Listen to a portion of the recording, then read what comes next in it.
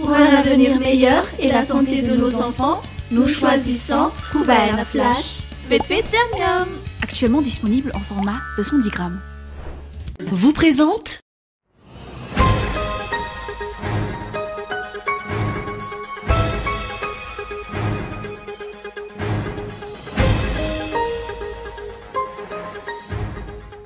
Cool TV FM célèbre ses 12 ans d'existence, marqués par un journalisme d'investigation rigoureux qui a dénoncé la corruption, défendu la transparence et contribué à la justice. Fidèle à sa ligne éditoriale indépendante, le groupe continue de diffuser des informations vérifiées au service de l'état de droit et de l'intérêt général à Madagascar. Le silence d'Andradzuine de Christian Tse face aux affaires de corruption et de blanchiment impliquant Mamra Vatmang inquiète les observateurs qui doutent de leur totale impartialité et appellent à une enquête approfondie dépassant le cadre mauricien.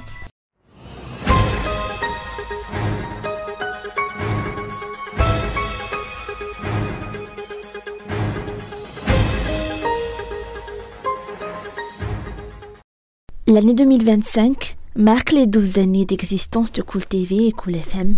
12 ans de travail acharné, d'investigation et d'engagement pour informer, éclairer et dénoncer. Malgré les pressions, intimidations et tentatives de fermeture, l'équipe n'a jamais cédé. Au contraire, ces épreuves ont renforcé sa détermination à poursuivre sa mission, qui est de rechercher la vérité, la vérifier avec rigueur et la diffuser. Durant cette période, les dirigeants du pays se sont succédés, les contextes politiques ont changé, mais Cool TV et Cool FM sont restés debout. Fidèles à notre ligne éditoriale, nous avons continué de défendre la transparence, la lutte contre la corruption et la fin des abus de pouvoir, autant de combats essentiels dans un pays où ces fléaux nourrissent la pauvreté. Certaines enquêtes diffusées par Cool TV FM ont dérangé. Des personnes ont perdu leurs privilèges, des fonctionnaires ont été limogés, d'autres traduits en justice. Mais ces suites judiciaires n'étaient pas le fruit d'une vengeance médiatique, elles résultaient d'un travail d'investigation, appuyé par des preuves diffusées dans le respect du professionnalisme journalistique. Aujourd'hui encore, ceux que ces révélations ont touchés s'en prennent à Cool, tentant de ternir son image à travers des calomnies et campagnes de discrédit. Mais Cool TV FM ne reculera pas, sa mission reste la même, savoir diffuser une information juste et vérifiée au service de l'état de droit. Les persécutions visant le groupe s'accompagnent également d'attaques contre son président directeur général, Adjouen Narvelo, par ailleurs président du parti Malagas Meramiang. Certains accusent alors Cool d'être un outil politique. Pourtant, depuis 12 ans, la distinction est claire. La ligne éditoriale de Cool TV FM reste indépendante. Le PDG mène son engagement politique, tandis que Cool TV FM remplit son rôle avec professionnalisme. Plusieurs employés sont d'ailleurs membres d'autres partis politiques et ont soutenu leurs propres candidats durant les élections, preuve de la liberté politique interne. Cette liberté se manifeste aussi à l'antenne. Toutes les opinions, toutes les tendances politiques, associatives ou citoyennes ont été accueillies et diffusées à condition qu'elles soient bénéfiques et constructives pour le pays. Aucun propos n'a jamais été monnayé. Certains ont même proposé de payer pour intervenir, mais la rédaction a toujours refusé lorsque la démarche n'allait pas dans l'intérêt général. Depuis sa création, Cool TV FM s'est fixé un objectif, celui d'œuvrer pour la vérité, l'équité et la justice. Et les faits parlent d'eux-mêmes. Les enquêtes menées par nos journalistes sur les affaires Claudine Razemamundi, Air Madagascar, Paz Touliage ou encore Noussakati ont marqué l'histoire médiatique du pays. Concernant Noussakati, un projet de construction touristique en violation des lois et des droits humains a été au cœur des émissions spéciales diffusées les 12 et 19 septembre 2025 sur Cool TV FM, révélant notamment l'implication de Mamra Vatmang, proche d'Andradzuine et de Christian Tse.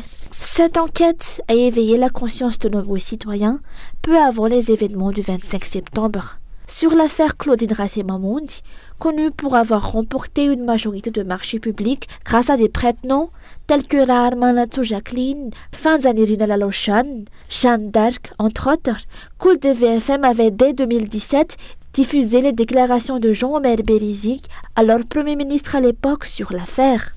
Cool TV FM a également révélé les irrégularités liées aux subventions exceptionnelles distribuées dans plusieurs communes du pays, comme Alalanidu, Abumasn, Kijano, Mantsaj, Moujafen B ou Tolguid et Kung. À Port-Berger, le maire Adolphe Fiagem avait même été suspendu pour avoir refusé de débloquer des fonds suspects. Grâce à ces révélations, le Bianco et d'autres institutions anticorruption ont ouvert des enquêtes. Cool TV FM rappelle que rendre public des informations d'intérêt général n'est pas de la persécution, mais un acte de responsabilité citoyenne au nom de l'égalité devant la loi. Cool TV FM a également révélé en janvier 2025 le démantèlement secret des 2 Airbus A340 d'Air Madagascar, déclenchant par la suite un vaste écho médiatique sur l'affaire. Les affaires d'exportation illicite d'or, de bois de rose ou les affaires d'exploitation illicite de terres rares ainsi que les problèmes fonciers dans plusieurs régions du pays, comme Alaniejivatu, Soavnagenitas, Analavouri, Manirnirn, ont également fait l'objet d'enquêtes rigoureuses par nos journalistes, souvent reprises par la suite par d'autres médias. Chaque dossier, chaque reportage a contribué à sensibiliser l'opinion publique et à interpeller les autorités. Ces enquêtes ont permis de mettre en lumière des injustices profondes et d'ouvrir le débat sur la responsabilité des institutions et des dirigeants. Cool TV FM revendique une ligne claire, être un média au service de la vérité, du changement et de l'état de droit. Contrairement aux réseaux sociaux, l'objectif n'est pas de susciter le scandale, mais d'informer pour construire. Cool TV et la télé autrement, Cool FM, la radio active, ceux-là ont été, sont et seront toujours nos engagements. 12 ans après sa création, Cool TV FM reste l'un des rares médias à avoir osé dénoncer, enquêter et diffuser, parfois au péril de sa tranquillité. Les responsables affirment qu'ils resteront debout, hier, aujourd'hui et demain, pour que la vérité continue d'éclairer la vie publique à Madagascar.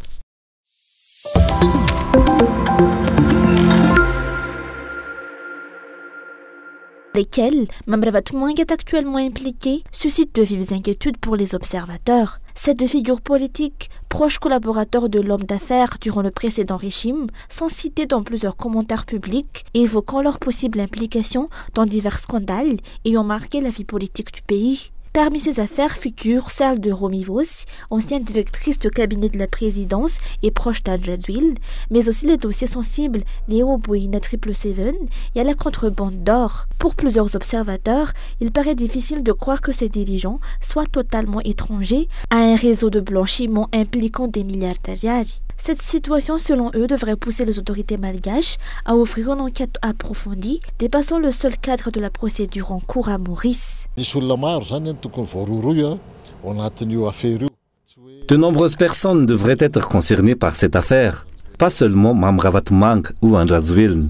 Qu'en est-il de l'ancien Premier ministre, de la ministre des Finances ou encore du directeur général des impôts? Tous ces acteurs doivent être pris en compte. Les dirigeants doivent agir, car certains ont déjà pris la fuite. N'oublions pas que l'ordonnateur principal de crédit est le Premier ministre, tandis que l'ordonnateur secondaire est le président de la République et la ministre des Finances. Comment croire que l'ancien Premier ministre n'est pas impliqué? Madagascar va-t-il prendre des mesures ou laisser les Mauriciens mener seuls l'enquête? Pendant ce temps, la situation de Mamravatmouang à Maurice évolue rapidement.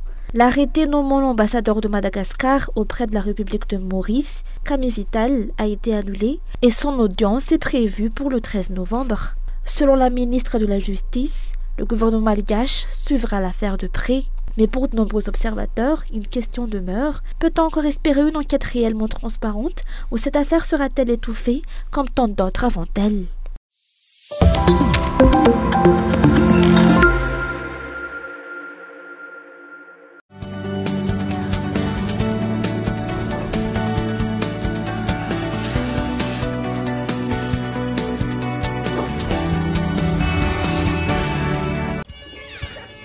Faites attention les enfants.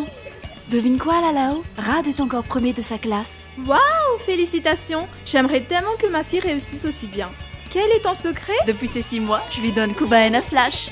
C'est fortifié avec 25 vitamines et minéraux. Je veux qu'il réussisse et ça commence par une bonne alimentation.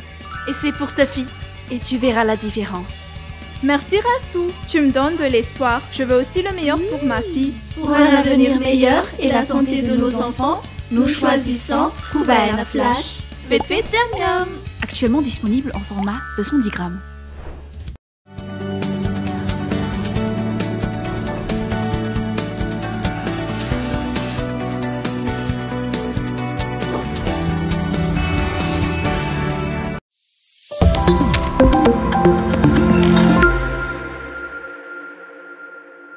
Des habitants d'Anjaynou, Janteijouk et des quartiers voisins se sont rassemblés ce jour devant le ministère de la Justice à Faravouitch pour réclamer vérité et justice après la fusillade du 25 septembre dernier qui a coûté la vie à Nikin et à 4 autres jeunes hommes.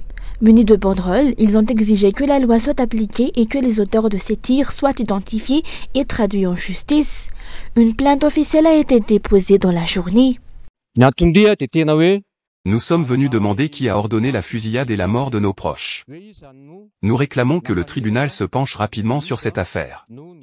Certains blessés sont encore hospitalisés, et nous demandons qu'ils soient pris en considération. La loi doit s'appliquer aux commanditaires comme aux auteurs, car notre quartier est paisible et a été délibérément perturbé. Pour rappel, Nikin a été tué d'une balle dans le dos devant la maison de la mère de l'ancien président Andadzwil alors qu'il rentrait chez lui selon sa famille. Ce soir-là, Nantenen et quelques autres hommes ont également été abattus dans des circonstances similaires. Certains fermaient leur commerce, d'autres rentraient du travail ou faisaient des courses pour leur famille. Des drames qui laissent les proches dans l'incompréhension, d'autant que les victimes, selon leur famille, n'auraient pris part à aucun acte de pillage. Si ceux qui ont tiré avaient agi de bonne foi, ils auraient pu disperser la foule avec des gaz lacrymogènes, pas avec des balles réelles. Les personnes touchées ne faisaient même pas partie des pilleurs. Dans cette zone, il n'y avait rien à piller, seulement la résidence inoccupée de l'ancien président. Pourquoi n'avoir pas tiré sur les vrais pilleurs ?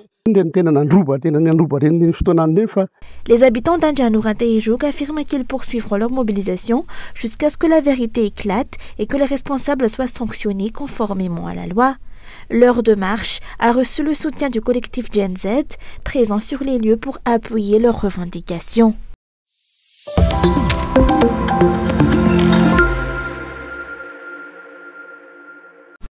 Les étudiants en médecine, réunis au sein de l'Union des internes, ont manifesté ce jour pour réclamer une hausse du budget de l'État alloué à la santé qu'ils souhaitent voir portée à 15%. Selon eux, la part consacrée à la santé publique dans le projet de loi de finances 2026 reste trop faible, fixée à 5,43%. Leur précédente revendication concernant la signature d'un protocole d'accord avec le ministère de tutelle est également restée sans réponse. En signe de protestation, les internes ont organisé une marche pacifique depuis Akats jusqu'au ministère de la Santé publique à Mbouda pour interpeller le gouvernement sur l'urgence d'une réforme budgétaire. Le budget de la santé a encore baissé, ce qui ne permet pas de résoudre les nombreux problèmes du secteur. Nous n'arrêterons pas nos revendications tant qu'un protocole d'accord clair ne sera pas signé. Nos demandes portent sur l'amélioration des conditions de travail du personnel et du matériel afin d'assurer des soins de qualité à la population. Il y a eu des discussions avec le ministère, mais aucune garantie concrète n'a encore été donnée. Depuis l'installation du nouveau régime, les mouvements de grève se multiplient. Enseignants, étudiants en médecine et autres fonctionnaires réclament des engagements fermes du gouvernement. Les futurs médecins expliquent qu'ils militent pour un changement réel, au-delà du simple renouvellement des dirigeants. Nous avons milité pour le changement, et maintenant que les dirigeants ont changé, nous voulons un vrai changement, concret, qui améliore le système de santé. On constate encore des dépenses inutiles dans le budget 2026. Nous demandons des réformes réelles, car cette mobilisation ne concerne pas seulement les médecins, mais tous les malgaches. Si les médecins sont mal payés et mal équipés, c'est la population qui en subit les conséquences. En parallèle, des agents de santé des hôpitaux publics se sont également rassemblés devant l'Assemblée nationale à la mi-journée. Employés depuis plusieurs années sans titularisation, ils exigent le recrutement de 25 000 fonctionnaires au sein du ministère de la Santé publique.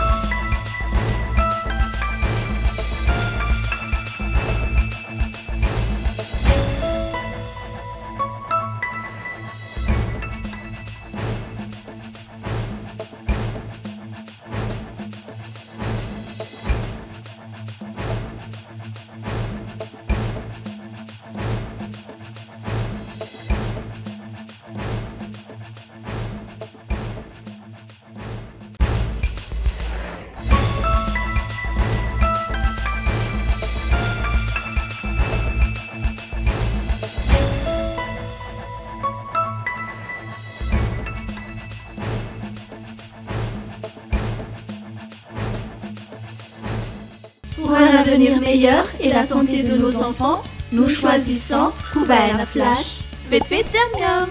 Actuellement disponible en format 210 grammes. Vous a présenté